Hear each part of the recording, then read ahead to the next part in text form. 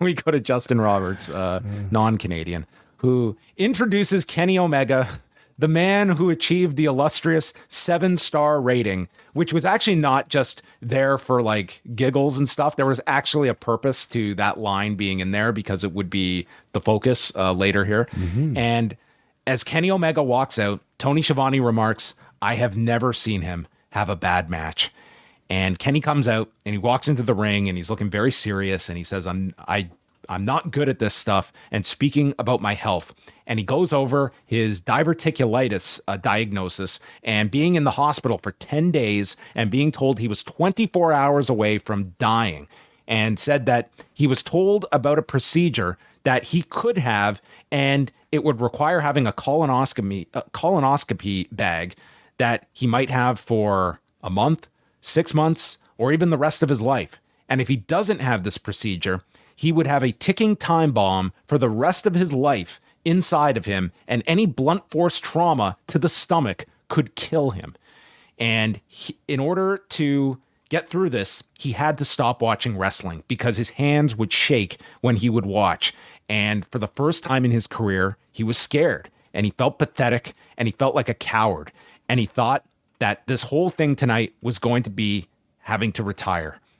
But then he got on Triller TV and he realized he had a replay of Dynasty and he had an extra credit. And so he watched Dynasty and he watched Swerve win the title and he watched Danielson and Ospreay have one of the greatest matches he has ever seen, which my hope is that that was designed to be a plant of one of the greatest matches, but not the best. Well, he's the only person to achieve, well, one of two people to achieve a 7-star match, and the match he watched on Dynasty did not. So he heard the crowd cheer for him, and yes, I was scared. We're all scared of something, but I found that I was shaking because I was going through withdrawal, and being the best is what fueled me. And I thought that everyone had forgotten me. He says he promises this is not over until I exhaust every option, even if there is a 1% chance of coming back. Bag or no bag.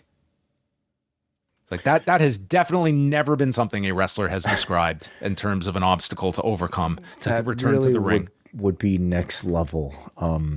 If Kenny Omega could wrestle with a colonoscopy bag, I mean, you know, I'm sure, I'm sure it'll be done at some point. Yeah. He says he is not done yet. He made a mission statement to change the world. And speaking of colonoscopy bags, let's talk about two other shit bags while we're at it. Matthew and Nicholas. Great Maybe the segue. transition of the year. And says that I too am an EVP and I cannot be fired from that position. Therefore, I have power. And as he's about to lay this out, Okada's music hits. And this crowd is very excited. And that's saying a lot for this crowd that took a lot to be pleased. It required, by some people's definition, the greatest match of all time to be rekindled here in the middle of the ring. As Excalibur points out, this is the other half of that 7-star match. And they go face to face, and it's quite the moment here with these two. And Omega welcomes him in Japanese and then says, "Why don't you give me a couple of months and then we settle it in an AEW ring?"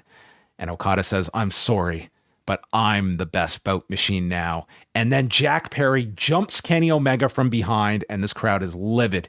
Perry takes out security with chair shots, and then Omega is trying to fight back, and he manages a snapdragon onto Jack Perry, but then he grabs his midsection, tears open his shirt, signals for the V trigger, but he is tripped by Okada as Perry hits him in the midsection with a chair. And the crowd boos this so heavily.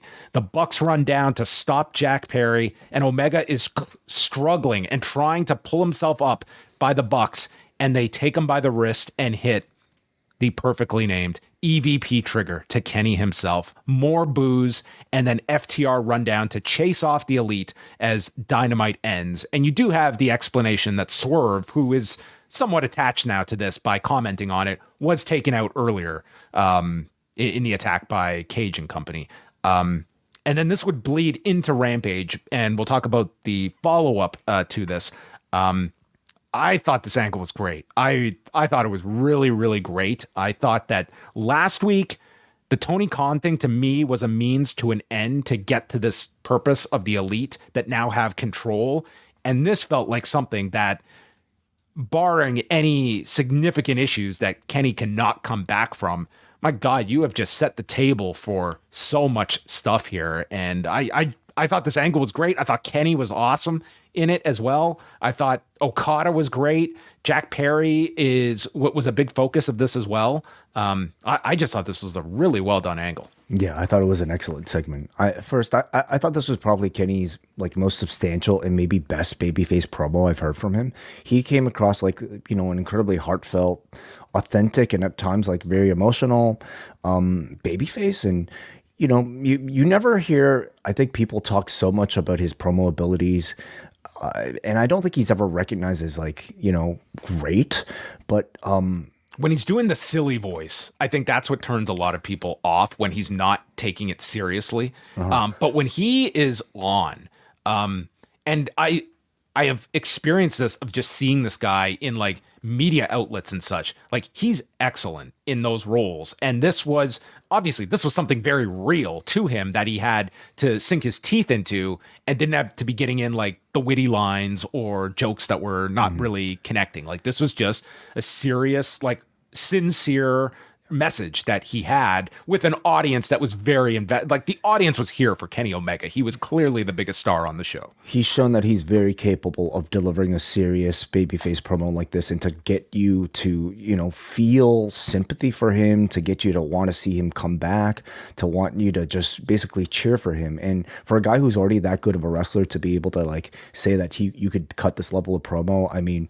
just, you know, makes him that much more of a complete package. So they did such a great job here of setting up that one punch to the gut and he's dead type of like Achilles heel injury that he might have for a long, long time, if not forever. And then the chair, like I thought just like they got so much out of that. To the point that like I was good with this. Me too. As soon as they got to the back, I mean, both of us had to have been flashing back to my favorite parts of all of this was like when Kenny was trying to fight back and you had the announcers like concerned that, Kenny, don't take things too far. Like, you know, you're like one punch to the gut and you're dead. So like even the threat of his stomach being touched, I thought was like big enough that I don't even know if you needed the actual chair to the gut. Maybe they did because, you know, you probably had to take Kenny out for that much longer. The gurney push, I almost felt like was bordering on a little bit too much, but it was certainly no semi truck into a.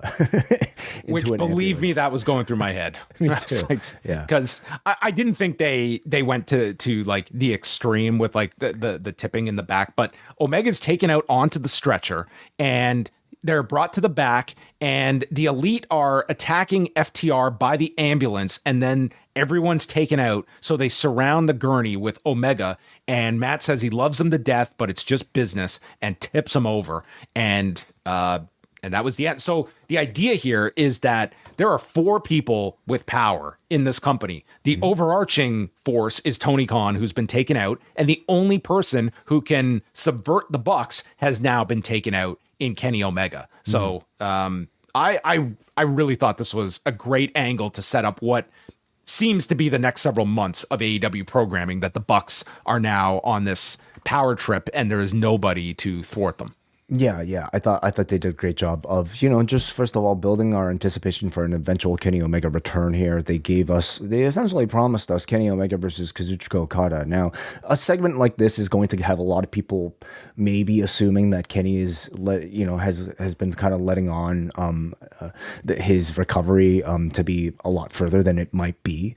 And he essentially promised that, you know, Okada Omega is a few months away, but it could also just be like his sort of hopeful, you know, motivator to try to get healthier. We don't know. Nonetheless, like there's already setting in motion Okada versus Omega, presumably, you know, within the year if Kenny is healthy enough. They also just continue to do a great job of making this new elite feel like such an overwhelmingly dominant force across this entire show, and it's giving the show a sense of purpose and direction that I feel was kind of missing before. So they continue to just do a great job with all 4 of those guys.